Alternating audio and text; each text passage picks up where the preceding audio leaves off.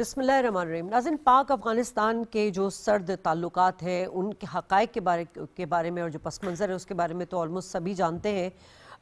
जो अफ़गानिस्तान की सरज़मीन है वहाँ से दहशत गर्द अनासर जो है वो पाकिस्तान के ख़िलाफ़ दहशत गर्दी करते हैं और पाकिस्तान तकरीबन 4 साल से ये मामला उठाता आ रहा है, न सिर्फ अफ़गानिस्तान हुकूमत के साथ बल्कि आलमी फ़ोरम पर भी इस मामले को, इस संगीन मसले को जो है उठाया गया है सबूत के साथ। लेकिन कभी भी अफ़गान हुकूमत ने इसको संजीदा नहीं लिया। दोहा मुज़ाकरात सबके सामने है कि किस तरह उसकी वायलेशन की गई और उसके बाद जो है छोटी मोटी झड़पें तो पाक अफ़गान सरहद पर होती रहती हैं। लेकिन इस वक्त जो इसी माह के अक्टूबर में जिस तरह से दहशतगर्दी की गई अफ़गानिस्तान की सरज़मीन से पाकिस्तान के अंदर, और वावेला ये मचाया गया कि जब पाकिस्तान ने रिटेलिएट किया तो इल्ज़ाम तराशी की गई कि पाकिस्तान ने जो है वो टारगेट किया अफ़गानिस्तान में। इन तमाम चीज़ों को देख के जो झड़पों की नोयत थी वो शदीद होती गई। तो ऐसे में कतर और दोहा उन्होंने बड़ा अहम किरदार निभाया और एक मीडिएटर का किरदार अदा किया और सीज़ फायर कराया। और उसके बाद जो है इस्तांबुल में मुज़ाकरात के दौर का आगाज़ हुआ। 4 दौर हो चुके हैं और 3 के तो सब हाल अहवाल जानते हैं। चौथा दौर भी कोशिश की गई सालिसों के जानिब से कि किसी तरह जो है वो मुज़ाकरात का कोई अमल आगे बढ़े और ऊँट किसी करवट बैठे। लेकिन जिस तरह से अफ़गान वफ़द जो थे उनका जो रवैया था गैर संजीदा, गैर ज़िम्मेदाराना, शरअंगेज़ी पर मबनी और ब्लेम कैंपेन चलाने के हवाले से, उसकी वजह से वो नाकाम हुआ। और अफ़गान वफ़द ने भी बार बार असल मसले से रुख भी मोड़ा और इन तमाम चीज़ों को देख के जो वहाँ पे सालिसी थे जैसे कतर और दोहा, उनको भी समझ में आ गया कि अफ़गान तालिबान हुकूमत जो है वो किसी भी तरह जो है इस मामले को संजीदगी से नहीं ले रही है और कलीदी नुक्ते से नराव भी कर रही है। इसका जो है वो ड्रॉप सीन हो गया और मुज़ाकरात नाकाम हो गए हैं, जिस पर आज काफ़ी दिन जो है गर्मा गर्मी रही। वज़ीर इत्तलात साहब ने भी बार बार ये बात की कि जिस तरह अफ़गानिस्तान अपने रवैये से चल रहा है वो न सिर्फ अफ़गानिस्तान पाकिस्तान बल्कि ख़त्ते के लिए भी सही नहीं। और 4 बरस से जो है पाकिस्तान जो है उसके सब्र का पैमाना लबरेज़ हो चुका है। वज़ीर दिफ़ा साहब का भी बड़ा अहम स्टेटमेंट आया और बड़े गरज चमक के साथ उन्होंने वार्न किया है और कहा है कि अफ़गान तालिबान अपने अंजाम का जो हिसाब है वो रख लें और पाकिस्तान को आजमाना महंगा साबित होगा। ज़रूरत पड़ी तो तालिबान रजीम को शिकस्त देकर दुनिया को मिसाली बनाएंगे। और साथ साथ उन्होंने ये भी कहा है कि पाकिस्तान जो है उन दहशतगर्द अनासर को टारगेट करेगा जो अफ़गानिस्तान की सरजमीन से बैठकर पाकिस्तान पर जो है कार्रवाई कर रहे हैं। उसमें यकीनन हमारी अस्करी क़यादत भी शाना बशाना साथ में है। अब सवाल यहाँ ये पैदा होता है कि जी व्हाट नेक्स्ट? क्या अफ़गान हुकूमत को ये इस संगीनी का एहसास नहीं है कि पाकिस्तान ने जिस तरह अपने से ज़्यादा ज़ोर वाले दुश्मन को शिकस्त दी और ज़िल्लत से दो चार किया है, पूरी दुनिया पाकिस्तान की दिफाई सलाहियतों को एक्नॉलेज कर रही है, तो अफ़गानिस्तान जो है अब अगर किसी एडवेंचर के मूड में है तो उसको जवाब तो बिल्कुल पता है। सो इसी हवाले से हम बात करेंगे। हमारे साथ जो गेस्ट हैं उनका तारुफ करा दूं। मेरे साथ इस वक्त एयर कोमोडोर खालिद चिश्ती साहब मौजूद हैं, हमारे साथ अहमद हसन साहब मौजूद हैं, उन्होंने हमें ज्वाइन किया। दोनों मेहमानों को खुश आमदेद। सर खालिद साहब आपसे आगाज़ कर लेती हूँ। सर, बड़ी कोशिश की गई मगर कारगर साबित ना हुई और चारों उसके बाद मुज़ाकरात बेनतीजा हो गए। तुर्किया कतर की कोशिश, अब आपको क्या नज़र आ रहा है कि आगे क्या मंजरनामा हमें सामना करना पड़ेगा इसका? बहुत शुक्रिया शाहिद साहब, आपने इनवाइट किया। देखिए ये शुरू में तो बड़ी मुझे उम्मीद एक सिचुएशन नजर आती थी जिसके अंदर पाकिस्तान ने एक बड़ा दिल दिखाते हुए सीज फायर पे एग्री किया था। आमतौर पर मिलिट्री स्ट्रैटेजी में होता ये है कि जो साइड डिफेंस लॉन्च करती है और खास तौर पर जिसके हाथ में ज्यादा कंट्रोल हो कंटिन्यू करने का, एस्केलेशन करने का या डी एस्केलेट करने का और उसको कामयाबियां हासिल हो जाए, वो आमतौर पर सीज फायर नहीं करती। और खास तौर पर अगर टेररिस्ट के खिलाफ हो या गुरिल्ला वॉरफेयर के खिलाफ। उसकी वजह यह है कि जब आप सीज फायर करते हैं तो उनको रीलोकेट करने का मौका मिल जाता है, रीग्रुपिंग करने का, अपने वेपन्स विड्रॉ करने का, ये चीजों को कंसील करने का, छुपाने का मौका मिल जाता है। लेकिन इस पॉजिटिव कामयाबी के बावजूद पाकिस्तान ने बड़े दिल का मुजाहरा किया और सीज फायर पे एग्री किया और दोहा में मुज़ाकरात शुरू हुए। जब दोहा में मुज़ाकरा हुए तो मैं समझ रहा था कि इस कंक्लूजन में जल्दी पहुंच जाना चाहिए दोनों साइड को with the support of Pakistan, जो मुस्लिम मुल्क हमें सपोर्ट कर रहे थे। लेकिन बदकिस्मती से एक और डेट भी एक्सटेंड की गई कि 25 तारीख को इस्तांबुल में मुलाकात। ये मुझे उस वक्त भी स्ट्रेंज लगा था और ये आमतौर पे गुरिल्ला वॉरफेयर में टाइम बाय किया जाता है, जिस वजह से मैंने बताया कि उसकी वजूहात होती हैं। फिर भी करते हुए पाकिस्तान ने ये किया اور یہ اس کے اندر کوئی پرائیڈ یا پلیئر یا ایک سینس آف سیٹسفیکشن میں کسی طرح فیل نہیں کرتا. جو ہم نے اسٹرائکس کی تھیں یہ بہت مجبوری میں کی گئی تھیں, اور ظاہر ہے ہم بہت زیادہ قیمت دے چکے تھے.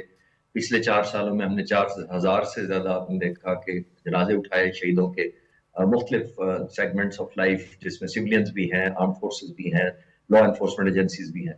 تو بہت معصوموں کی جان گئی تھی. لیکن اس کا مطلب شاید مس ریڈ کیا گیا, اور پھر درمیان میں ایک اور فیکٹر آیا جس کا ڈیفنس منسٹر نے بھی آج ذکر کیا, وہ ہندوستان فیکٹر. مئی کے مہینے میں جو ہندوستان کے ساتھ ہم نے کیا, ظاہر ہے اس کے لیے ایک بڑی وانٹڈ سچویشن تھی اور انپریزنٹ سچویشن تھی, ڈومیسٹکلی بھی اور انٹرنیشنلی بھی. ڈومیسٹکلی الیکشن آ رہا تھا, بہت بڑا پریشر تھا, اور انٹرنیشنلی یہ تھا کہ آپ کے سامنے ہے کہ ٹرمپ سے لے کر ڈاؤن بلو آئسولیشن کا شکار ہے. لیکن یہ کہنے کے باوجود میں as a student of strategy جتنی میں نے ہسٹری پڑھی, مذاکرات 1 یا 2 میٹنگز کے بعد ختم نہیں ہوتے, اور خاص طور پر ایسے 2 ملکوں کے درمیان جن کا 40 سال سے ایک پازیٹیو روابط رہے. ہم نے اس زمانے میں سپورٹ کیا ان کو جب ظاہر ہے دنیا میں ایک آئسولیشن تھی. میں ذاتی ایکسپیرینس پہ آپ کو بتاتا چلتا ہوں, بڑا امپورٹنٹ فیکٹر میں خود دیکھا اپنی لائف میں کہ جب نیا میں آفیسر بنا تو ہماری پشاور میں پوسٹنگ ہوئی, تو ان دنوں ہماری یہ ڈیوٹی لگی تھی پشاور کے جو اسکواڈرن تھے کہ ہم نے جو سوویت یونین کے جہاز جب وہ قبضہ کر چکا تھا افغانستان پر, وہ حملہ ور ہوتے تھے انہی مہاجرین اور مجاہدین کے کیمپوں پر, تو ہم ان کو پروٹیکٹ کیا کرتے تھے. یعنی پاکستان نے اپنی ایئر فورس انہی مہاجرین کی فیور میں یا ان کی پروٹیکشن میں ایئر فورس کی اتنی ایفرٹ سپیئر کی ہوئی تھی کہ ہم جا کر سوویت جہازوں کو چیلنج کرتے تھے, ان کو مار بگاتے تھے تاکہ ان کو کوئی کچھ نہ کہے. ہمارے ریلیشن شپ وہاں سے شروع ہوئے. بدقسمتی سے حالات اتنے مڑے, ایکسٹرنل فیکٹرز اتنے آ گئے جس کے اندر لیوریج بہت ملکوں نے دیا یا انسینٹو بہت زیادہ ایڈ ہو گیا, جس کی وجہ سے یہاں تک آئے. لیکن لاسٹ ورڈ میں اس پہ یہ کہوں گا کہ یہاں اینڈ نہیں ہونے چاہیے. جو ڈیفنس منسٹر نے کہا ہے, جو وزیر اطلاعات نے کہا, آئی ہوپ یہ پارٹ آف دا اسٹریٹجی ہو, جس کو کہتے ہیں نا پریشر ماؤنٹ کرنا. اور عام طور پر جب نیگوسیشن اس طرح ٹیمپرلی فیل ہوتی ہیں یا سسپینڈ ہوتی ہیں تو دونوں سائڈیں ایک دوسرے کو ایگزرٹ کرتی ہیں پریشر کہ اگر تم نے یہ نہ کیا تو یہ قیمت دینی پڑے گی. ایک ہم نے آپریشن کی صورت میں کر لی ہے جو ہم نے اسٹرائکس کی تھی, بڑی ویل کیلکولیٹڈ, ویل میئرڈ اور ویل ٹائمڈ. اور دوسرا شاید یہ آئی ہوپ اینڈ پرے کہ یہ پارٹ آف دا اسٹریٹجی ہو جب ہم ان کو قیمت چکانے کا, بڑھنے کا بتا رہے ہیں کہ اب سچویشن اگر خراب ہوئی تو آپ کو اس سے زیادہ سیریس کانسیکوینسز کا سامنا کرنا پڑے گا. لیکن میرا ماننا یہ ہے ایز اے اسٹریٹجی اسٹوڈنٹ کہ اس پہ کنٹینیو رہنا چاہیے, because دنیا میں 1 یا 2 راؤنڈز کے بعد مذاکرات سسپینڈ ہو کے آرم کانفلکٹ میں دنیا نہیں جاتی. ٹھیک ہے حماد صاحب, اب یقیناً پاکستان پہلے بھی دہشت گردوں کے خلاف کارروائی کرتا آ رہا ہے, اور آج بھی کلیئر جو ہے ایک موقف دے دیا گیا ہے وزیر دفاع کی جانب سے بھی کہ اگر دوبارہ دہشت گردی کی گئی افغانستان سے تو ہم اس کا بھرپور جواب دیں گے اور کارروائی کریں گے. تو بریس آف امپیکٹ کیا ہوگا, ہم تیار تو ہیں. دوسرا یہ بھی بتا دیجیے گا کہ یہ افغانستان کو خوش فہمی ہے کیا, مطلب وہ وار جو ایک گوریلا وار میں اگر وہ سمجھتا ہے کہ اس میں وہ چیمپئن ہے, تو وہ تو پاکستان کے سپورٹ سے اس نے سوویت یونین کو اور جو امریکہ تھا اس کے ساتھ جو ہے مل کر پاکستان نے ان کو سپورٹ کیا تھا. اب اس وقت جو ہے پاکستان کی حکمت عملی آپ کو کیا نظر آ رہی ہے, پاکستان کو اور کن کن آپشنز پر جانا چاہیے؟ دیکھیں بات یہ ہے کہ گوریلا وار پر جو ان کا کانفیڈنس ہے یا جو وہ بتا رہے ہیں وہ ایسا نہیں ہوتا. وہ پوری دنیا میں گوریلا واریں ہوئی ہے اور اس کے پیچھے دوسری طاقتیں ہوتی ہے. یعنی ویتنام میں ہو چی من کے پیچھے بھی امریکہ مخالف قوتیں تھی, یہاں پر ان کے ساتھ بھی پاکستان بھی کھڑا تھا اور ممالک بھی کھڑے تھے. گوریلا وار اکیلے کوئی نہیں لڑ سکتا. دوسری بات یہ کہ طالبان تو ہر قسم کے اخلاقی اور عالمی حمایت سے محروم ہوتے جا رہے ہیں. اخلاقی پوزیشن ان کی یہ ہے, کوئی الیکشن افغانستان میں نہیں ہوا ہے, کوئی پارلیمنٹ موجود نہیں ہے, کسی نے ووٹ نہیں ڈالا. یعنی ایک مسلح جھتے کی صورت میں وہ آئے اور قابض ہو گئے کابل پر. اب ان کی اخلاقی پوزیشن یہ ہے کہ پاکستان کے ساتھ جب جھڑپیں ہوئی تو اپنے عوام پر دباؤ ڈالا کہ مظاہرے کرے پاکستان کے خلاف, لیکن ایک بھی مظاہرہ نہیں ہوا, کوئی بھی نہیں نکلا. اپنے عوام ان کے ساتھ نہیں نکلے کہ ہم اس پاکستان کے خلاف کیوں نکلے جس نے 45 سال تک ہمیں پناہ دی, جنگوں سے ہمیں بچائے رکھا, ہمارے خواتین بچوں کی حفاظت کی, ہمیں اپنے ہاں مہمان کے طور پر رکھا. تو وہاں سے بھی محروم ہو گئے. اب اندر خانے طالبان کے اندر کندہار شورا میں بھی اختلافات ہو گئے. حقانی الگ سے مخالف ہے, سینٹرل اور ایسٹرن جو طالبان رہنما ہیں وہ بھی ان کے مخالف ہو گئے ہیں. عالمی برادری کا پریشر بھی ہے, UN رپورٹ موجود ہے کہ ہاں بھائی آپ کے ہاں ٹیررسٹ کیمپ موجود ہے, سرکاری پرمٹ دیا گیا تھا, امریکن اور چائنیز رپورٹس بھی موجود ہے. اور ایک اور حقیقت بھی دیکھیں, یعنی ان کے ٹیررسٹ کیمپ کہاں پر ہیں, وہ کنڑ میں ہیں, نورستان میں ہیں, نگرہار میں ہیں, پکتیا, پکتیکا, خوست یہاں پر ہے. یہ کہاں پر ہے, یہ بالکل پاکستانی بارڈر سے ملحقہ چترال سے شروع ہو کر جوب تک جاتی بارڈر کے ساتھ ساتھ ہے. لیکن ان کے ٹیررسٹ کیمپ نہ تخار میں ہیں, نہ کندوز میں ہیں, نہ مزار شریف میں, جو شمالی افغانستان ہے. تو اس سے تو سب کچھ واضح ہے کہ کیا ہونے جا رہا ہے. دوسری بات یہ ہے, یہاں پر ٹیررسٹ کیمپ کیوں ہے, انڈیا کو اپنی ہزیمت کا بدلہ چکانا ہے. جو 10 مئی کو جو ان کے ساتھ ہوا, وہ ایک ہاری ہوئی قوم ہے. مودی ایک درندگی کا شکار ہو گیا ہے کہ بھائی میں نے تو پاکستان کے خلاف کرنا ہے, خود تو کر نہیں سکا, اب اس نے اپنے پراکسیز یہاں پر بٹھائے ہوئے ہیں. وہ روز روز یہاں پر گھس کر سویلین پر حملے کرتے ہیں, فوجیوں پر کرتے ہیں, پولیس والوں پر کرتے ہیں. پاکستان اور پوری عالمی برادری بار بار آپ کو بتا رہا ہے کہ بھئی یہ آپ کے ٹیررسٹ کیمپ ہے. ایک منٹ شازیہ, میں 1 منٹ لوں گا. ابھی جو مذاکرات ہوئے دوحہ میں بھی اور استنبول میں بھی, یہاں پر پاکستان نے تمام ٹیررسٹ کیمپ کی نشاندہی کر دی. ایک ٹیررسٹ بتایا کہ یہ آپ کے ٹیررسٹ بیٹھے ہوئے ہیں, یہاں پر آپ کے ٹیررسٹ کیمپ پہ, اور ہمارے ہاں یہ کارروائیاں ان لوگوں نے کی. اس کے بعد کیا بچتا ہے؟ یعنی آپ کو تو یہاں پر سرنڈر کر دینا چاہیے, بتا دینا چاہیے کہ ہاں بھائی پاکستان میں آپ کے ساتھ کھڑا ہوں, پوری دنیا کے ساتھ کھڑا ہوں, آ جائے اس کو ختم کر دے. ابھی جو ماسکو میں مذاکرات ہوئی تو چین اور روس نے بھی دباؤ ڈالا کہ بھائی ختم کر دے اس کو. آپ UN کی نہیں مان رہے ہیں, آپ عالمی برادری کی نہیں مان رہے ہیں, آپ پاکستان کی نہیں مان رہے ہیں, نہیں میں ان ٹیررسٹ کے ساتھ کھڑا ہوں. اپنی پوزیشن یہاں تک آ گئی ہے کہ کئی دھڑے یعنی تقسیم ہو چکے ہیں آپس میں. اوپر سے شمالی اتحاد جو ہے, جو احمد شاہ مسعود کا بیٹا ہے احمد مسعود, ادھر بلخ سائیڈ پہ, کندوز سائیڈ پہ استاد ربانی کا بیٹا استاد عطا, وہ اتنے طاقتور ہیں کہ اگر وہ آگے بڑھے تو پھر آپ کا کیا ہو جائے گا. ادھر سے پاکستان میں آپ دہشت گردی کرنے والوں کے ساتھ کھڑے ہیں, تو کچھ تو آپ اخلاقی پوزیشن پر آ جائیں, کچھ تو آپ دیکھیں کہ آپ کیا کر رہے ہیں, پوری دنیا کیا کہہ رہی ہے. ٹھیک ہے خالد صاحب, ایک سوال جو جب سے مذاکرات ہو رہے تھے اس وقت سے ہی ذہن میں آ رہا تھا کہ یہ جو مذاکرات ہیں یہ کسی اسٹرکچرڈ حکومت کے ساتھ نہیں ہے, یہ تو نان اسٹیٹ ایکٹرز ہیں جن کو نہ مطلب کسی نیشنل آبجیکٹیوز کا پتہ ہے, نہ کسی پالیسی کا پتہ ہے, نہ ڈپلومیسی کا پتہ ہے. یہ تو ایک گن کی بنیاد پر جو ہے ایک مطلب ایک انہوں نے پرسو کیا ہوا ہے چیزوں کو, تو ان کو تو ان سب چیزوں کی سمجھ ہی نہیں ہے, ان کا مائنڈ سیٹ ہی وہ نہیں ہے, تو ان کے ساتھ مذاکرات کرنا. دوسرا سوال بھی ساتھ لے لیں سر, آپ نے بتایا تھا کہ مذاکرات کا دور ختم نہیں ہونا چاہیے, تو مذاکرات کو ہم اور مزید اس کا فریم ورک تبدیل کریں پاکستان کی, آپ کیونکہ دیکھیں پاکستان آپریشن کا تو ایک طرف رکھتا ہے, رائٹ رکھتا ہے, وہ کر بھی رہا ہے, لیکن دوسری طرف پاکستان چونکہ پرامن ملک ہے, وہ نہیں چاہتا کہ افغانستان جس جہنم میں خطے کو دھکیلنا چاہ رہا ہے پاکستان اس کا حصہ بنے. تو وہ جو فریم ورک ہے اس کو تبدیل کر کے ہم کیا سعودی عرب, چین, امریکہ, ایران, ان کو شامل کیا جا سکتا ہے؟ جی دونوں بہت اچھے سوال ہیں جی. پہلا جو آپ نے کہا نا کہ ہم اور کیا کریں, ہم تو کرتے آئے ہیں بس, لیکن یہ گورنمنٹ جو ہے وہ اتنی ایتھیکل گراؤنڈز پر نہیں کھڑی.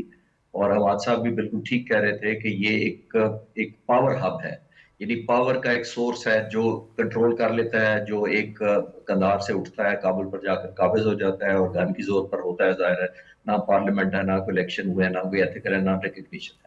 یہ پاور اسٹرگل کے پاکٹس ہیں جو پش کرتی رہتی ہیں ایک دوسرے کو. ناردرن الائنس بھی ہے, قندھار کا اپنا گروپ ہے, کابل کا اپنا گروپ ہے, اور بہت سارے ہیں, بہت سارے ملکوں سے افیلیٹڈ بھی ہیں. تو یہ تو بالکل آپ نے ٹھیک کہا کہ کس گروپ سے بات کریں, لیکن انفارچونیٹ پارٹ یہی ہے کہ یہ انسٹیبلٹی والا ایلیمنٹ افغانستان کے جو بھی رول میں آتا ہے وہ اس کو اسٹیبلٹی سمجھتا ہے. وہ سمجھتا ہے جتنی انسٹیبلٹی ہوگی اتنا ہی شاید میں اسٹیبل ہوں گا, اتنے ہی باہر کے فورسز آئیں گے, سپورٹ آئے گی, فائنانسز آئیں گے, کوئی نہ کوئی سٹیک ہولڈر آ کے ایک گروپ کو سپورٹ کر دے گا, جب دوسرا آئے گا دوسرے کو سپورٹ کر دے گا. تو ان کی شاید لائیولیہڈ یا لیونگ ہی یہی ہے. اگر سٹیبل ہو جائے تو دنیا انٹرسٹ لینا چھوڑ دے گی, دنیا فنڈ کرنا چھوڑ دے گی. تو اس کی وجہ سے آپ نے دیکھا جتنے گروپس کا حماد صاحب ذکر کر رہے تھے, بالکل ٹھیک کہہ رہے تھے کہ ہر ایک ملک کا ایک اپنا ایک ایفیلیشن ہے, وہ اس کو سپورٹ کرتے رہتے ہیں, اور وقت آنے پر ظاہر ہے جو پاورفل ہوتا ہے وہ ٹیک اوور کر لیتا ہے. پھر بھی پاکستان حکومت نے بہت بڑا دل دکھایا کہ ان سے کیا, اور یہ بھی ڈیفنس منسٹر کی بات سے میں ایگری کرتا ہوں جب انہوں نے یہ کہا کہ اگر ایک ریکگنائزڈ حکومت ہوتی, پیپل الیکٹڈ گورنمنٹ ہوتی, ایک فارمل ایک شکل ہوتی کوئی حکومت کی, تو ہم ان کی زبانیں بھی مان لیتے. فرض کیا ترکی کی حکومت ہے, قطر کی حکومت ہے, اگر ریکگنائزڈ حکومت کچھ کہے تو آپ ماننے کا مجاز ہو جاتے ہیں کیونکہ ایک لیگل لیجیٹمیٹ گورنمنٹ کہہ رہی ہے. لیکن یہ تو ایک پاور گروپ ہے جو اس وقت کنٹرول میں ہے, اس کی بھی مان لینا اگر وہ ڈاکومنٹ کر لیتے تو یہ بھی ایک جنریوسٹی یا بڑا دل دکھانا تھا حکومت پاکستان کی طرف سے. لیکن بدقسمتی سے یہ بھی نہیں ہوا. ایکسٹرنل فیکٹر بہت زیادہ ہیں, اور بالکل ٹھیک پہلے بھی بات کر رہے تھے کہ انڈین فیکٹر بہت زیادہ ہے. بدقسمتی سے یہ بہت زیادہ پلے کر رہا ہے اس وقت, کیونکہ لیوریج جو ہے, آپ نے نوٹ کیا ڈیفنس منسٹر کی باتوں سے, وہ کہتے تھے کہ 5 دفعہ ہم کنکلوژن کے قریب پہنچے, لیکن جب وہ کال کرتے تھے تو وہ اپنی رائے بدل دیتے تھے یا آنے شروع کر دیتے تھے. جس کا مطلب یہ ہے کہ پروبیبلی نیگوسیشن کی جو ٹیم تھی وہ بھی ایز اے لیوریج ہی استعمال کر رہی تھی. ایک اور چیز نہیں بھولنی چاہیے کہ انہوں نے ڈپٹی انٹرنل منسٹر اپنے بھیجے ہیں, تو اس کا مطلب ایک سیریسنس بھی اس طرح نہیں ہوتی. اس کے 2 فائدے ہوتے ہیں جب آپ اتنا جونیئر ایک ڈیلیگیشن بھیجتے ہیں. ایک تو یہ ہے کہ نیگوسیشن میں ظاہر ہے ان کی ڈیسیژن جو کنٹرول ہے وہ پیچھے رہتا ہے, ان سے کنسلٹ کرنا ایک اوبلیگیشن ہو جاتا ہے. اور دوسرا ایڈوانٹیج یہ ہوتا ہے کہ کل اگر آپ سائن کر بھی دیں کوئی ایگریمنٹ تو اتنا جونیئر لیول ہوگا جس کو آنر کرتے ہوئے آپ یا یو ٹرن لیتے ہوئے آپ کو کوئی فرق نہیں پڑے گا کہ آپ کہیں گے جی پھر جانا ہے معاہدے سے, بڑی بات نہیں ہے. تو یہ بدقسمتی ہے. لیکن میں کیونکہ کہہ رہا ہوں کہ ہم نے اپنی پوزیشن آف اسٹرینتھ شو کر دی ہے, اپنی جتنی ایکوریٹ اسٹرائک کی ہیں, جتنا ہم نے ڈیمیج کیا ہے, ہم نے میسج تو دے دیا اپنی قابلیت کا. اس سے پہلے شاید ہم صرف 2 طریقوں سے ہی عام طور پہ کرتے آئے تھے. ایک ہم کرتے تھے ٹریڈ بند کر دیتے تھے, اور ایک ہم کہتے تھے جی مہاجرین کو واپس بھیج دیں گے. تو یہ 2 ٹیکنیک جب ہم لگاتے تھے میتھڈالوجیز, تو وہ اس طرح اثر نہیں کرتی تھی, اور اسی نے شاید مسلیڈ کیا طالبان کی حکومت کو کہ ہماری اس سے زیادہ ہمت ہی نہیں ہے کرنے کی, یا شاید صلاحیت بھی نہیں ہے. تو ہم نے صلاحیت تو ہندوستان کے اگینسٹ شو کر دی مئی میں, تو ان کو میسج چلا جانا چاہیے تھا. لیکن پھر بھی انہوں نے ٹیسٹ کرنا مناسب سمجھا, ہم نے اپنا ٹیسٹ دے دیا کہ اگر آپ ہمیں کریں گے اس حد تک لے جائیں گے, ہم ایک پروہیبٹیو کاسٹ آپ پر امپوز کریں گے. وہ ہم نے کر دی. جیسے میں نے عرض کیا کہ اب ایک چانس اس کے اوپر ہم فردر اسکلیشن ہی کریں گے, اور ان کے پاس ٹول کچھ نہیں ہے سوائے سیبوٹاج کرنے کے, دہشت گردی کرنے کے, گریلا وارفیئر شروع کرنے کے, اور معصوم شہریوں کی جان لینے. ہم تو ظاہر ٹارگیٹڈ اسٹریٹجی کریں گے, اور ہم نے دیکھ لیا حماد صاحب بالکل ٹھیک کہہ رہے کہ ان کے پیچھے لوگ ہی نہیں ہیں. تو ہمیں اپنا مورل ہائی گراؤنڈ رکھنا چاہیے ابھی بھی.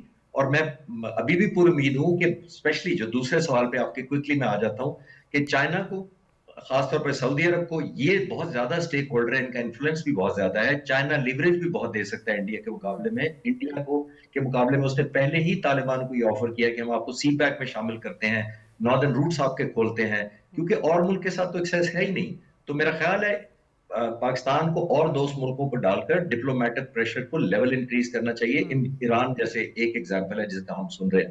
تو اگر یہ سب پڑھتے ہیں تو مجھے پازیٹیوٹی کی ابھی بھی امید ہے, تاکہ ہماری مسلح افواج فوکس کر سکیں ایسٹورڈ, جس کے لیے ہمیں تیار کیا جاتا ہے, جو ہمارے وار آبجیکٹیوز کا حصہ ہوتا ہے. ٹھیک ہے.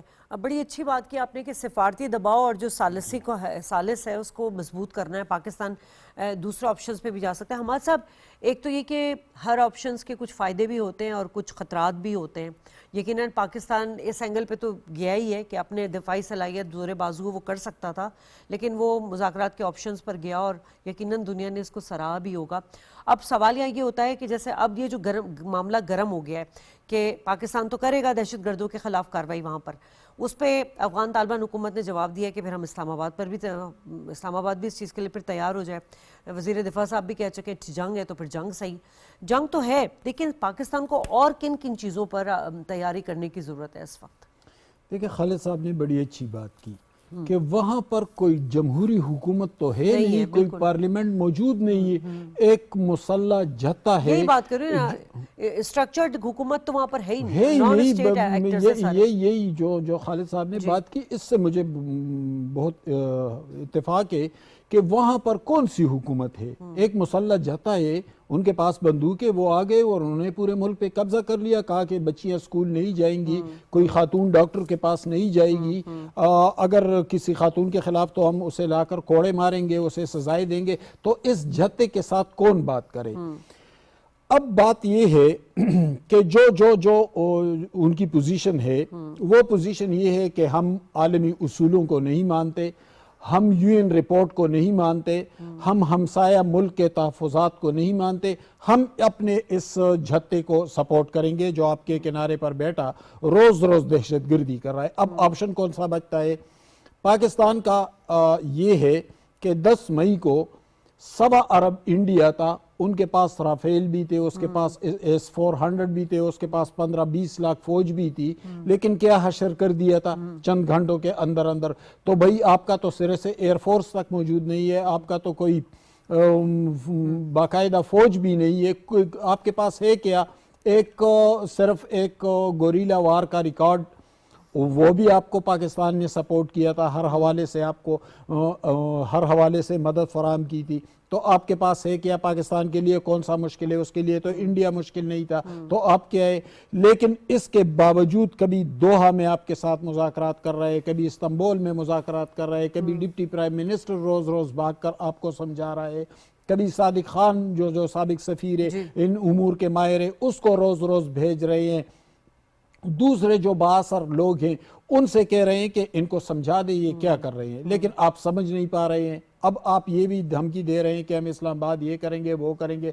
او بھائی, آپ اپنے آپ کو بچا پائیں گے اگر پاکستان جنگ پر اتر آیا؟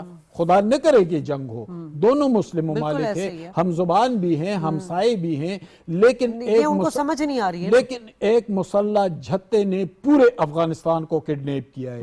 اب اس کے الٹیمیٹ نتائج کیا ہوں گے؟ الٹیمیٹ نتائج یہ ہوں گے کہ بیچارے معصوم عوام مارے جائیں گے. تو دیکھیں کوئی اور راستہ نہیں ہے, مذاکرات آخری آپشن ہوتے ہیں. مذاکرات آپ کے ساتھ پھر بھی کنٹینیو رکھ کے شدید تحفظات کے باوجود آپ کے ساتھ مذاکرات کرتا رہا, لیکن آپ مان نہیں رہے ہیں, آپ آخری آپشن کی طرف جا رہے ہیں اور آخری آپشن جنگ ہے. تو کون یعنی انسانیت کی سوچ رکھنے والا, احترام آدمیت کی سوچ رکھنے والا کون جنگ کی حمایت کرے گا؟ لیکن آپ تو آخری آپشن چھوڑ رہے ہیں, اس کے علاوہ کون سا راستہ بچتا ہے؟ خالد صاحب, اس وقت ملٹیپل چیلنجز ہے پاکستان کو. بھارت بھی اس وقت جو ایڈونچر کے موڈ میں ہمیں نظر آ رہا ہے, کیونکہ آپ کو پتہ ہے وہاں بھی الیکشن ہونے والے ہیں بہار میں, تو وہ کوئی نہ کوئی تو ایڈونچر کرنے کے موڈ میں نظر آ رہا ہے. ادھر افغانستان ہے. پاکستان لازمی سی بات ہے بہت ساری چیزوں کو اس وقت ایڈریس کر رہا ہے, معاملات کو. ہم اپنے سرحدی دفاع کو کیسے مضبوط کر سکتے ہیں, انٹیلیجنس اور داخلی سیکیورٹی کو کیسے مضبوط بنا سکتے ہیں اس وقت؟ دیکھیے, جو پہلے سوال کے میں عرض کر رہا تھا کہ پاکستان کی جو مسلح افواج ہے وہ ایسٹ ورڈ اسپیسیفک بنی ہے. ہمارے ملٹری آبجیکٹو بھی وہی ہے, ہمارے وار پلانز بھی وہی ہیں, ہماری کیپبلٹی وہی ہے. لیکن اس کا مطلب یہ قطعاً نہیں میں کہہ رہا کہ ہم کسی اور فرنٹ پر آنے والے کو ایسا کوئی چانس دیں گے, وہ بھی کلیئرٹی ہونی چاہیے. جہاں تک آپ نے کہا کہ ہمیں کیا کرنا چاہیے, دیکھیے ہندوستان آلریڈی ہمیں اسٹریچ کر رہا ہے. جو ابھی اس نے ترشول ایکسرسائز کی ہے اناؤنس, وہ ساؤتھ ایسٹرن سائڈ پہ ہے. ہمارے نارتھ ویسٹرن سائڈ پہ ہمیں طالبان کے ساتھ وہ چاہتے ہیں ہم انگیج رہیں, تو ہم اسٹریچ آؤٹ تو بہت زیادہ ظاہر جائیں گے. ہمارے پاس الحمدللہ کیپیبلٹی بہت ہے سرولنس کی. تبھی میں کنفرم کر سکتا ہوں آپ کو پاک فضائیہ کے پوائنٹ آف ویو سے بھی کہ ہم نے ابھی بھی جو ٹارگیٹنگ کی تھی وہ بہت پریسائز تھی, ویل کیلکولیٹڈ تھی اور ویل ڈیلیبریٹڈ اس لیے تھی کہ ہمیں ہفتہ ہفتہ ہم نے اس جگہوں کو سرویل کیا تھا. یعنی ہم نے ڈیٹا انفارمیشن اکٹھی کی تھی, موومنٹس اکٹھی کی تھی, ٹائپ آف پیپل جو ان اینڈ آؤٹ جا رہے تھے وہ ٹریک کیے تھے, اور پھر کنفرم کرنے کے بعد ان کو ٹارگیٹ کیا گیا تھا. یہ نہیں تھا کہ رینڈم امپلسو قسم کی کوئی اسٹرائک کر دی گئی تھی. اور یہ بھی میں بتا سکتا ہوں کہ تقریباً اگر 100 پٹ اپ ہوں گے ٹارگیٹ تو 5 اور 10 کے درمیان اپروول ہوتے تھے, ویریفیکیشن اور ری ویریفیکیشن. تو ہمارے پاس ڈیٹا تو مور دین سفیشینٹ موجود ہے آلریڈی. ہماری سرویلنس کیپیبلٹی الحمدللہ بہت اسٹرانگ ہے. لیکن ظاہر ہے ایز اے ملٹری اسٹوڈنٹ یا اسٹریٹجی کے اسٹوڈنٹ کے طور پہ میں بالکل نہیں چاہوں گا کہ وہی ایسٹ ہمیں دو طرف ڈپلوائے کرنے پڑے اور ہماری کیپیبلٹی کو ایک اننیسیسری جس کو کہتے ہیں انڈر پریشر لایا جائے. جبکہ دشمن سیلیبریٹ کر رہا ہوگا ڈیفینیٹلی کہ وہ بڑا کامیاب ہوا ہے, سامنے سے نہ 7 جہاز گرتے ہیں, اگر آپ کی ویسٹ ورڈ ہمیں پریشر میں رکھتے ہیں, نہ کوئی امبیرسمنٹ ہوتی ہے, نہ ان کے 34 ایئر بیسز کو یا ٹارگیٹ انسٹالیشنز کو ہٹ ہوتا ہے, نہ ان کو ٹرمپ کے پاس جانا پڑتا ہے سیز فائر کے لیے, تو پاکستان کو گریجولی ڈپلیٹ یا جس کو کہتے ہیں نا لو انٹینسٹی کانفلکٹ میں رکھا جائے کہ نہ وار لائک سینیریو ہو نہ پیس لائک سینیریو, تو یہ ان کو تو سوٹ کرتی ہے. لیکن کیپیبلٹی وائز ہماری ہے, لیکن ابھی بھی میں چاہوں گا کہ ایک موقع ضرور امن کو ملنا چاہیے تاکہ ہماری جو پوزیشن آف اسٹرینتھ آلریڈی بنی ہوئی ہے, جو اب ڈیفنس منسٹر نے کہا کہ قطر اور ترکیے کے سارے ڈپلومیٹ جو انوالو تھے وہ مانتے تھے کہ ہم لاجیکل بات کر رہے ہیں, تو جس وجہ سے کر رہا تھا کہ چین کو, سعودی عرب کو اور کسی برادر ملک کو, خاص طور پہ ایران کو بھی شامل کر کے ہمیں ایک فردر ہائر مورل گراؤنڈ لینا چاہیے کہ دیکھیں ہم پوزیشن آف اسٹرینتھ پہ ہونے کے باوجود ہم اتنی پروہیبٹیو کاسٹ امپوز کرنے کی صلاحیت کے باوجود بات چیت کرنے پر بھی تیار ہیں، کیونکہ ہمارا یہ مینڈیٹ ہی نہیں ہے. ہم ان لوگوں کو پروٹیکشن دیتے رہے ہیں اتنے سال، ہم انہی پر بمباری کیسے کریں؟ ہم نہیں چاہتے. لیکن اگر پاکستان کی لائف، سیولینز کی لائف، انوسینٹ بچوں اور عورتوں کی لائف سٹیک پر ہو تو پھر تو مسلح افواج کوئی بھی قیمت دینے سے گریز نہیں کریں گے. ٹھیک ہے. حماد صاحب، لاسٹ کوسچن سر، کہ اب یہ جو بین الاقوامی برادری ہے یقیناً پاکستان ان کو آگاہ کرے گا. یہ جو افغانستان میں جن کے اسٹیکس ہیں یا جو فنڈنگ کرتے ہیں ممالک، وہ بھی اس میں اپنا کردار ادا کر سکتے ہیں. ہم نے دیکھا کہ امریکہ سے میں یا اس سے پہلے جو جنگ تھی تو افغانستان کو جس طرح سے ڈالرز فراہم کیے گئے تو وہ ایک طرح سے اس چیز کے عادی بھی ہو چکے ہیں. معاشی اور کاروباری دباؤ بھی بڑھایا جا سکتا ہے بین الاقوامی برادری کی جانب سے، کوئی پریشر بلڈ کیا جا سکتا ہے اگر وہ نہیں مانتے ہیں مزید. دیکھیں امریکہ اور مغربی ممالک یا یورپین کنٹریز کو تو چھوڑیں، یہ جو دو ثالثین بیچ میں بیٹھے ہوئے تھے قطر اور ترکی، ان کی بہت بڑی انویسٹمنٹ ہے افغانستان میں. یعنی قطر تو دنیا کا واحد ملک ہے جہاں پر طالبان کا دفتر قائم ہے دوحہ کے اندر. بلکہ ایک انٹرویو کیا گیا وہاں پہ، کوئی قائدین تھے طالبان کے، ان سے پوچھا گیا کہ آپ کی کتنی بیٹی؟ انہوں نے کہا 2 بیٹیاں ہیں میری. انہوں نے پوچھا اسکول جاتی ہیں؟ ان کا بالکل جاتی ہیں. جبکہ یونیسیف اور یونیسکو کی جو رپورٹ ہے کہ افغانستان میں بچوں کی تعلیم کے حوالے سے جو بڑا کنسرن شو کیا ہے، بڑا بحران ہے وہاں پر، اس حوالے سے بھی عالمی برادری کو آگاہ کیا گیا ہے. دیکھیں یہ کانفلکٹ نہیں ہے، یہ مطلب آپ یہ دیکھیں نا، یہ جو طالبان اکثریتی رہنما ہیں، یہ ان کے فیملیز تو دبئی، قطر اور کہاں بیٹھے ہوئے ہیں. یہ تو دوسروں کے لیے یہ قانون ہے. اب یہ جو انویسٹمنٹ کی بات آپ نے کی، تو قطر اور ترکی 2 مسلم ممالک ہیں، ہمارے برادر اسلامی ممالک ہیں، افغانستان کے ساتھ بھی اچھے تعلقات ہیں. وہ ان کو اپنے پاؤں پر کھڑا کرنے کی کوشش کر رہے ہیں. بہت بڑی انویسٹمنٹ دونوں ممالک لے کر آئے. قطر کے اندر دوحہ واحد جگہ ہے جہاں پر طالبان کا دفتر ہے. وہاں پر ان کے ایک طرح سے سفیر سہیل شاہین بیٹھتے ہیں. جو شمال کا افغانستان ہے وہاں پر بہت بڑی جو کنسٹرکشن کمپنیاں ہیں وہ ترکی کی انویسٹمنٹ ہے. قطر روز روز ان کی مدد کر رہا ہے. ابھی کچھ دن پہلے ان کی ایک شہزادی باقاعدہ امداد لے کر کابل آئی ہوئی تھی. جب ان کی بات نہیں مان رہے ہیں، ان کے ریزرویشنز ہیں، وہ بھی اس پر ناراض ہو گئے ہیں کہ بھائی آپ یہ جو باتیں کر رہی ہیں تو زمینی حقائق سے بہت دور ہے. تو پھر امریکہ کو بھی چھوڑیں، پھر برطانیہ کو بھی چھوڑیں، فرانس کو بھی چھوڑیں، حتیٰ کہ چین کو بھی چھوڑ دیں. چین آ گیا تھا اس کے اندر بہت بڑی انویسٹمنٹ لے کر تاکہ اس کو اپنے پاؤں پر، یہ آفر بھی پاکستان نے دے دی کہ آ جائے آپ سی پیک کی طرف نکل آئے. یہ بھی ایک منصوبہ تھا کہ Uzbekistan Pakistan Afghanistan railway track منصوبہ، جب خواجہ سعد رفیق صاحب یہ ریلوے کے منسٹر تھے اس وقت 5 ارب اس کی لاگت تھی کہ بھائی یہاں سے ٹرین کا بڑا منصوبہ ہو کر گزرے سینٹرل ایشیا کی طرف تاکہ یہ لوگ اس وحشت اور درندگی سے نکل آئے. لیکن وہ کب نکل رہے ہیں؟ اپرچونٹیز روز روز ان کے ہاں آ رہے ہیں لیکن وہ ان اپرچونٹیز کو پیچھے دھکیلتے ہوئے اسی وحشت اور درندگی کی طرف جا رہے ہیں. اور افغانستان کے عوام نہیں جا رہی ہے. جی بالکل، وہ بیچارے تو معصوم ہیں، یہ تو وہ مسلح جاتے ہیں جو وہاں پر قابض ہیں. وہ بھی بھارت کی پشت پناہی میں، بھارت کی پشت پناہی دوسروں کے پراکسیز بٹائے ہوئے ہیں کہ اس کو ڈسٹیبلائز کرنا ہے. اس پر افغان عوام ہم سے بھی زیادہ ناراض ہیں. ٹھیک ہے. یقیناً استنبول میں جو مذاکرات ہیں وہ ناکام تو ہوئے ہیں، مگر اس کا مطلب یہ نہیں کہ راستے بند ہو گئے ہیں. آپشنز افغانستان کے پاس کھلے ہوئے ہیں. رہی بات پاکستان کی، تو پاکستان کے لیے مذاکرات ناکام نہیں ہو بلکہ پاکستان کے پاس تو اب ترتیب وار اختیارات اور آپشنز آ گئے ہیں.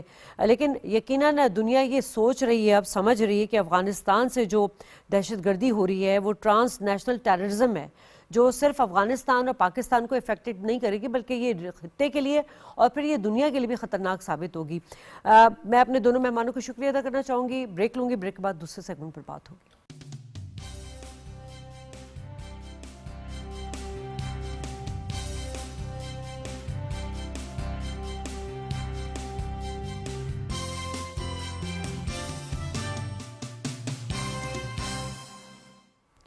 वेलकम बैक नाज़रीन। और आज बड़ा खुसूसी दिन है, आज तुर्की का यौम जमहूरिया का दिन है और तुर्क सदर रजब तैयब उर्दवान जो हैं उन्होंने इस मौके पर ख़िताब किया और कौम के इत्तेहाद, आज़ादी और ताकत के तहफ़्फ़ुज़ का एक बार फिर जो है उस अज़्म का इआदा किया है।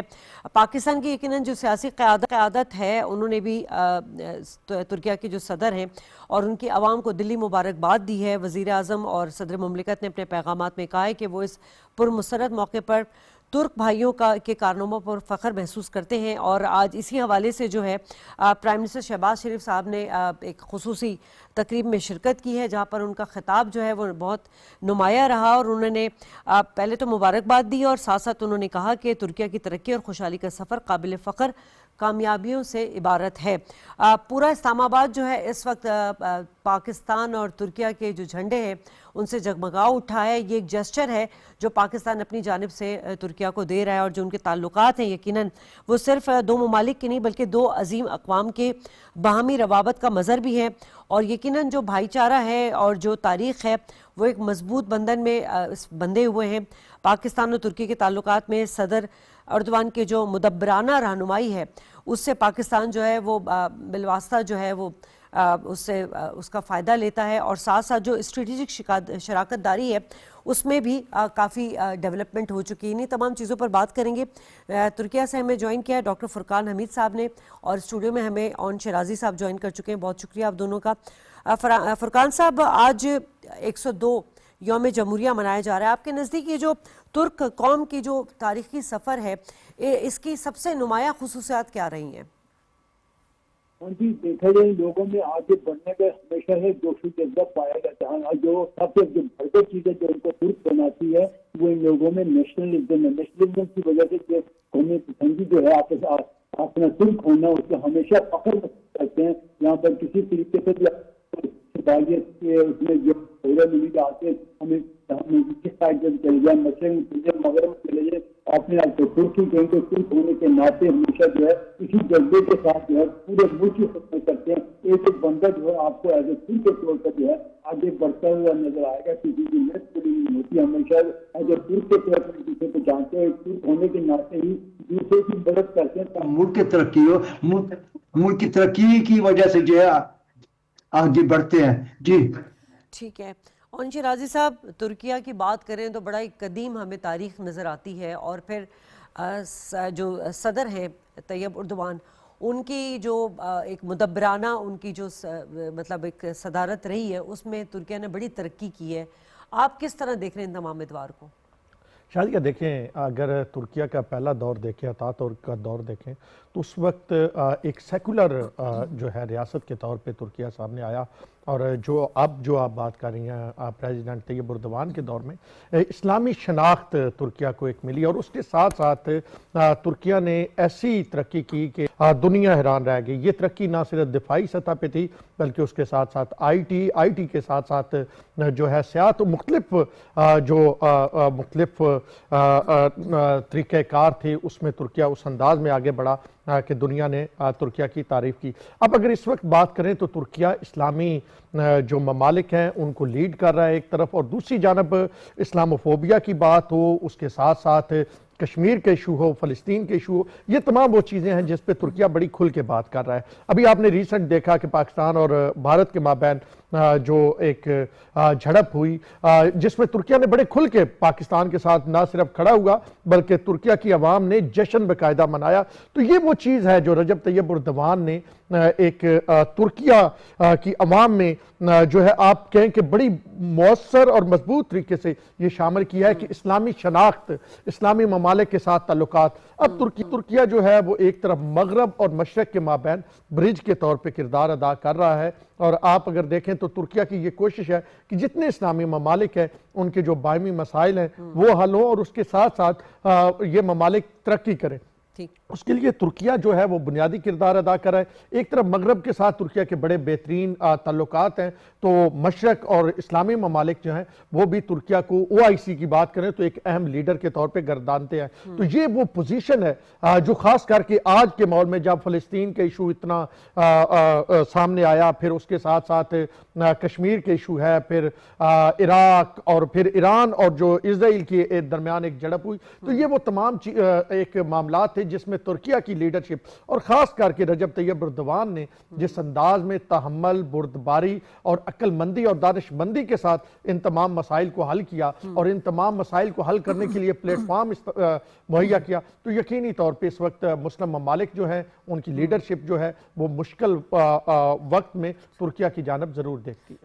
ٹھیک ہے، ترکیہ صدر کی جو کاوشیں ہیں یقیناً وہ صرف معاشی سفر ہمیں ایک مثالی جو ہے وہ ماڈل کے طور پر نظر آتا ہے فرقان صاحب، لیکن ابھی جو ہم بات کریں کہ ریجنل ڈسپیوٹ میں اور بالخصوص جو اسلامی ممالک کو لیڈ کر رہا ہے اس وقت ترکیہ، تو جیو پولیٹکس کے منظرنامے میں ترکیہ کی اس طرح کی کامیابی یقیناً اس سے جو مسلم ممالک ہیں وہ بھی استفادہ لے رہے ہیں، لیکن مغرب میں بھی بڑا انفلوئنس ہے ترکیہ صدر کا۔ ہاں جی بالکل آپ صحیح کہہ رہے ہیں۔ ایکچولی سب سے پہلے تو میں آپ کو یہ بتاتے چلوں کہ ترکی ایک سیکولر ملک ہے، کبھی بھی اپنی سیکولرزم سے اس نے جو ہے وہ اب ارادہ نہیں تبدیل کیا۔ صدر رجب طیب ایردوان نے اگرچہ اس سے پہلے جو ہے وہ اسماعیل نونو کے دور سے لے کے ایردوان تک جو ہے وہ نام نہاد سیکولرزم کا پرچار کیا جاتا رہا، لیکن یہ پہلی دفعہ ایسا ہوا کہ صدر رجب طیب ایردوان کہہ چکے ہیں کہ سیکولرزم پر ہم پوری طرح عمل درآمد کریں گے، ہمارا دل جو ہے وہ سیکولر، ہم ایک سیکولر تاکہ مغرب اور مشرق کے درمیان، مذہب اور اسٹیٹ کے درمیان ایک جو ہے واضح جو غیر جانبداری کا جو ہے وہ قدم رکھ سکے۔ اور اسی طرح آپ نے دیکھا ہوگا مغرب ہے اسی لیے ترکیہ کی بڑی جو ہے وہ اہمیت کو دیتا ہے۔ وجہ یہی ہے کوئی سمجھتے ہیں کہ ترکی بڑا ایک ماڈرن ملک بھی ہے اور ساتھ ساتھ مذہب کے معاملے میں غیر جانبداری سے انتہا پسندی یہاں پر نہیں ہے۔ انتہا پسندی نہ ہونے کی وجہ سے پڑھے لکھے لوگ ہیں، جو جہالت نام کی کوئی چیز نہیں ہے، اس لیے مغرب اور مشرق کے درمیان ترکی ایک پل کا کردار ادا کرتا چلا آ رہا۔ آپ نے دیکھا ہوگا کہ افغانستان اور پاکستان کے درمیان ان کا پل کردار ادا کیا ہے، یورپ میں جو ہے یوکرین اور رشیا کے درمیان پل کا کردار ادا کرتا چلا آیا، لیبیا کے معاملات ہوں، جو کچھ بھی دنیا میں ترکی جو ہے وہ ایک مرکزی کردار کی حیثیت سے کردار ادا کرتا چلا آ رہا ہے۔ جی اون شیرازی صاحب، پاک ترکیہ تعلقات کے جو گہرے ہوتے ہوئے تعلقات ہیں وہ تو ہمیں گزشتہ ایک دو دن سے پورے اسلام آباد میں نظر آ رہے ہیں، جس طرح دونوں ممالک کے پرچم لہرائے جا رہے ہیں اور جو عمارتیں ہیں، سرکاری عمارتیں، ان کو لال رنگ سے جو ہے وہ سجایا گیا ہے۔ اس وقت پرائم منسٹر شہباز شریف نے بھی آج جو اسی حوالے سے خصوصی تقریب میں شرکت کی اور بڑا اہم خطاب کیا، اس کو کس طرح دیکھ رہے ہیں آپ؟ دیکھیں شازیہ، یہ جو تعلقات ہیں یہ کوئی ایک دن کی بات نہیں ہے۔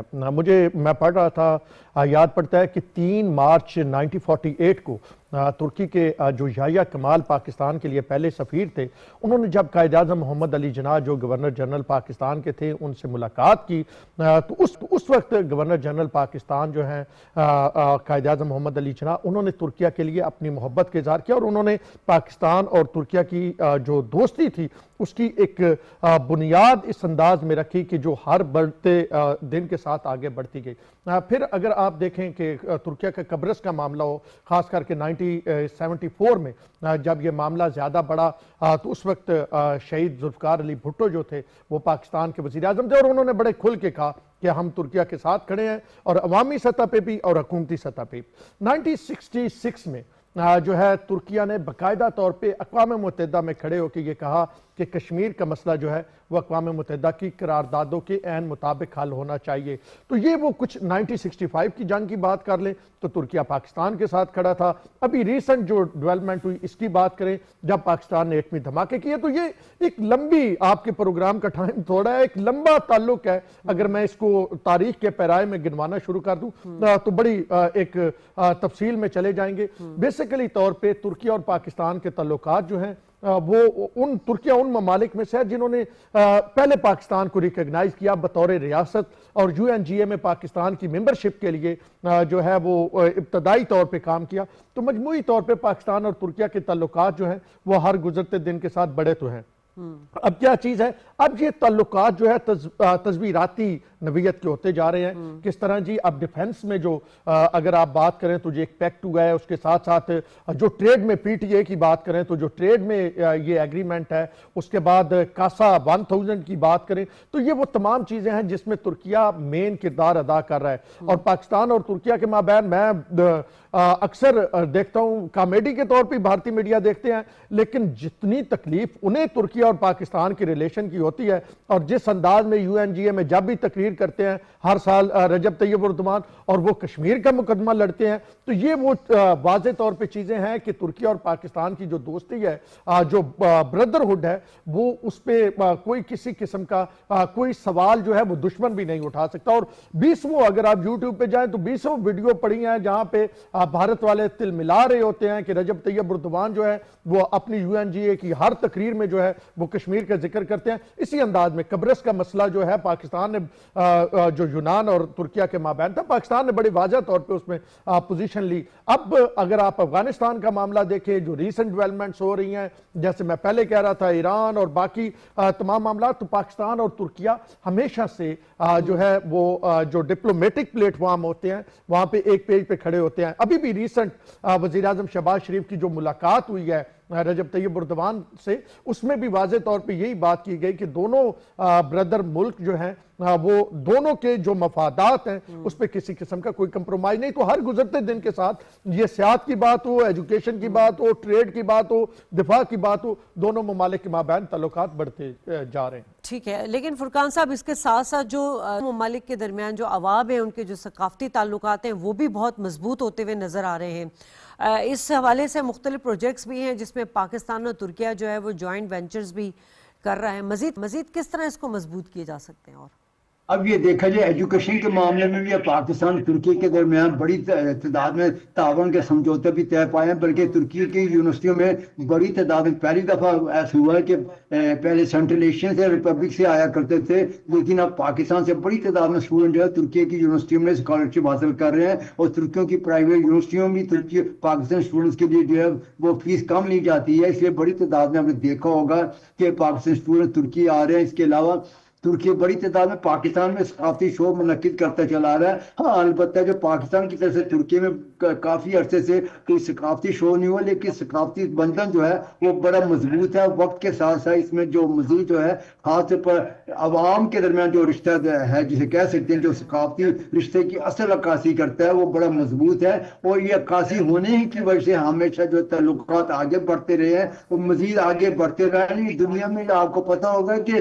ترکی پاکستان کی دوستانہ تعلقات کے ثقافتی تعلقات ہو، ڈیفنس کا ہو یا تعلیم کا ہو یا دیگر شعبے ہوں، دنیا میں ان تعلقات کی کہیں بھی مثال نہیں ملتی۔ یہ دنیا کے لیے ایک بے مثال تعلقات ہیں، اس لیے دونوں ممالک جو ہے ایک دوسرے کے جسے کہہ سکتے ہیں کہ یہ یک جان دو قالب ہیں، یعنی دو ریاستیں ہیں لیکن قوم ایک ہی کہہ سکتے ہیں ہم۔ ایک ہی آذربائیجان بھی اس میں شامل کیا جا سکتا ہے، وہ بھی ترک قوم ہی ہے، لیکن ترکی، پاکستان، آذربائیجان تینوں مل کے جو ہے اپنے عوام کے لیے جو کچھ کر سکتے ہیں کر رہے ہیں۔ اور خاص طور پر شہباز شریف اور صدر رجب طیب ایردوان کے درمیان جو رشتہ چلا آ رہا ہے اس میں میں نے کافی بڑی تعداد میں آرٹیکلز بھی لکھے ہیں، یہ بھی دنیا کے لیے ایک مثالی حیثیت رکھتے ہیں۔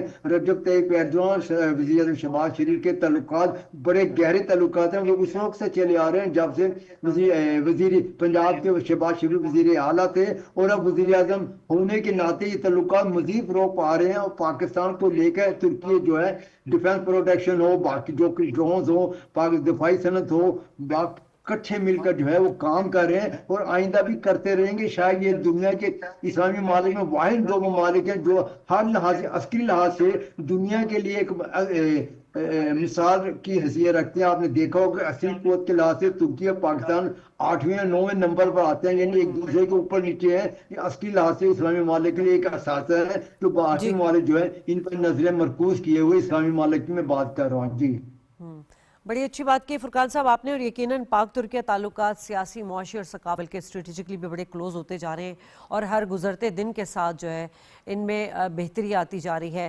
میں دونوں مہمانوں کا شکریہ ادا کرنا چاہوں گی۔ پروگرام سے اجازت، اللہ نگہبان۔